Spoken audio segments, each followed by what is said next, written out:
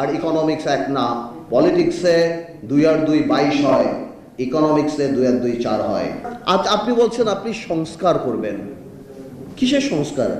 এনসিপিকে ক্ষমতায় আনার সংস্কার? ডিসেম্বরের কথা তো আমরা বলি নাই, আপনি বলেছেন ইউনূস সাহেব জাতির সামনে ডিসেম্বরের কথা।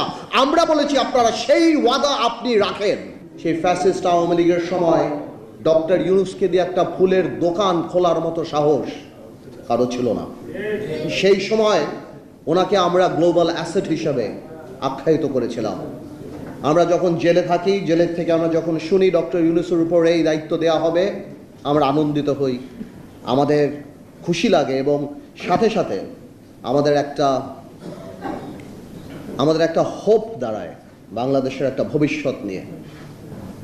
আজকে ডক্টর ইউনূস সাহেবকে একটা কথা বলতে চাই আমরা। ইউনূস সাহেব, আপনার ক্ষমতার উৎস কে?